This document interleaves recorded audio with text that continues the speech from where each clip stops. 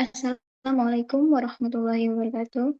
Perkenalkan, saya Lutfi Alfianti dengan NIM 250408062 dari Rombel K2C kelompok 3. Di sini saya akan menjelaskan mengenai jawaban saya, yaitu pretest praktikum kimia organik, yaitu uji fitokimia.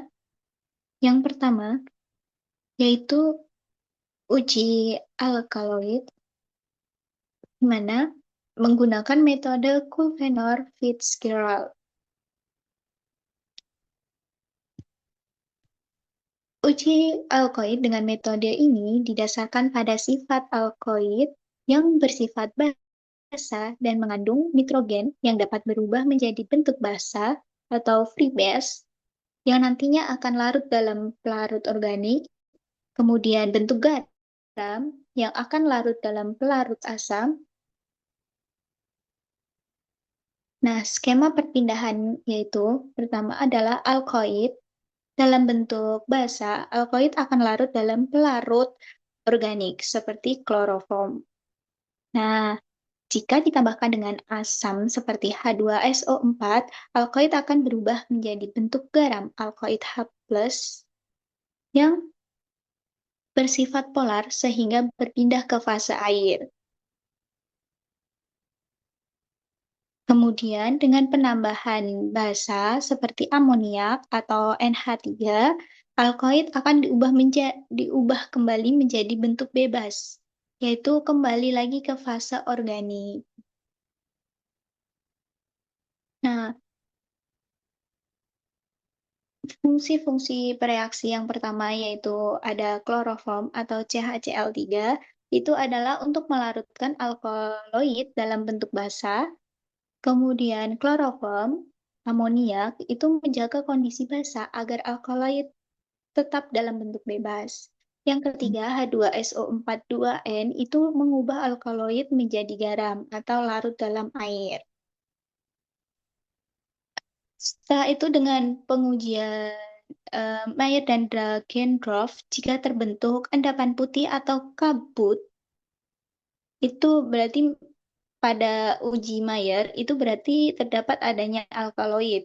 Nah, ketik sedangkan pada uji Dragendorf dan terdapat endapan jingga atau merah, itu juga terbukti adanya alkaloid.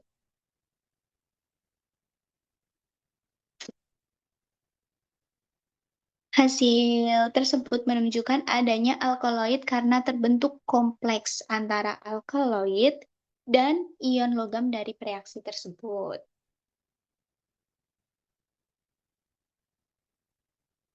Yang kedua yaitu uji uji steroid dan terpenoid menggunakan metode dari Lieberman-Burkhardt.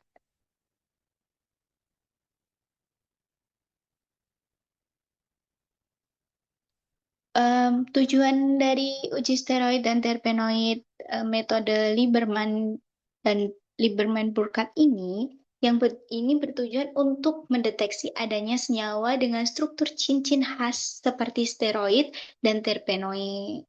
Pada uji ini, pada uji steroid dan terpenoid ini, itu menggunakan dua bereaksi. Yang pertama anhidrat asetat dan H2SO2 H2 maaf H2SO4.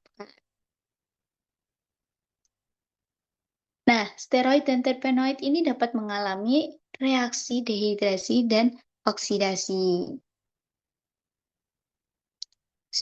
Dan dapat membentuk karbokation terkonjugasi yang akan menghasilkan warna khas. Skema sederhananya yaitu steroid atau terpenoid yang ditambahkan dengan CH3CO2O ditambah dengan H2SO4 akan terbentuk karbokation terkonjugasi yang senyawanya akan berwarna. Nah, jika menghasilkan warna hijau atau biru kehijauan, itu maka menunjukkan adanya steroid. Sedangkan warna merah atau ungu itu akan menunjukkan adanya terpenoid. Warna yang muncul ini karena sistem ikatan rangkap terkonjugasi itu menyerap cahaya.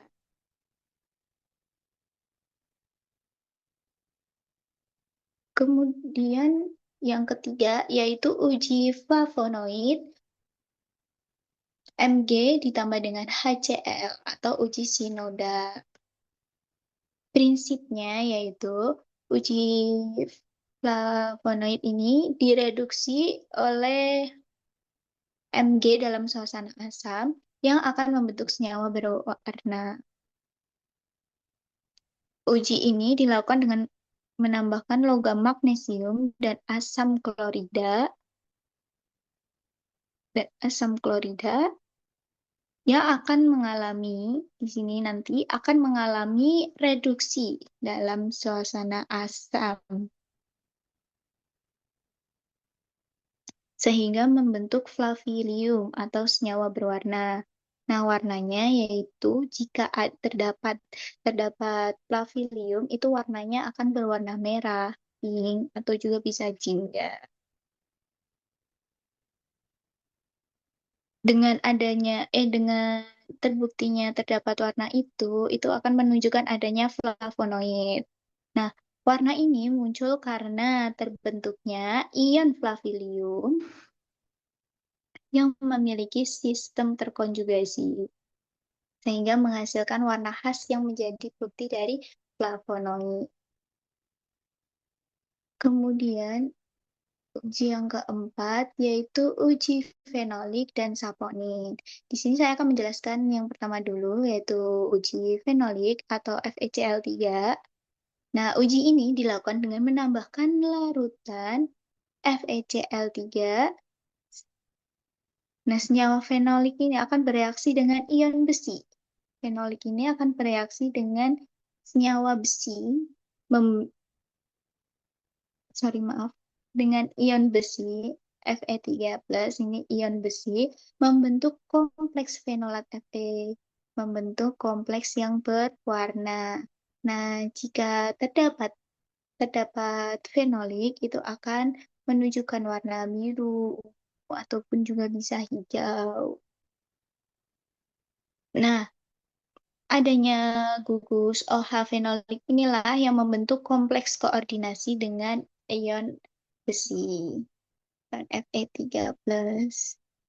Yang kedua yaitu saponin atau uji busa. Nah, yang pertama kita kita mengetahui dulu dari sifat saponin dulu. Saponin ini bersifat seperti surfaktan, yaitu memiliki bagian polar dan non-polar. Yang pertama. Yang kedua, dapat membentuk busa stabil.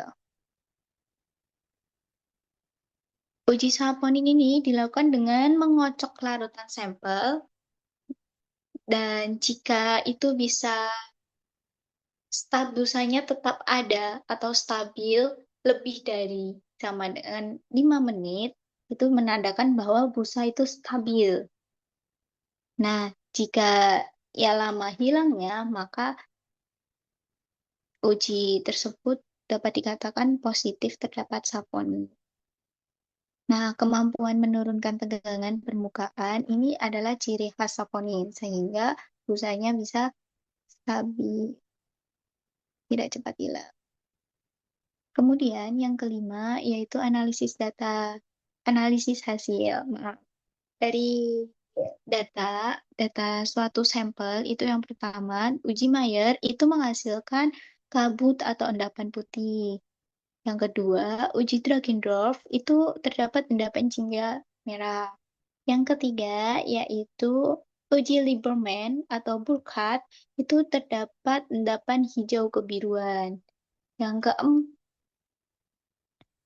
itu Mg ditambah HCl itu menghasilkan warna merah muda. Yang kelima, FeCl3 itu menghasilkan warna biru ungu. Dan yang terakhir, uji busa, itu busanya hilang sebelum 5 menit. Kita akan bahas satu-satu. Yang pertama yaitu uji Mayer. Tadi menghasilkan kabut atau endapan putih. Karena itu, karena itu hasilnya adalah positif terdapat alkaloid. Yang kedua yaitu uji Dragendorf, itu terdapat endapan berwarna jingga merah. sehingga positif terdapat alkaloid. Kenapa? Karena alkaloid dalam zat basa itu kan mengandung nitrogen, bereaksi dengan Mayer dan Dragendorf, itu akan membentuk kompleks tidak larut atau endapan yang kita bahas tadi yang di awal. Kalau uji Mayer itu akan menghasilkan kabut atau endapan putih, sedangkan Dragendorf itu akan menghasilkan endapan jingga merah.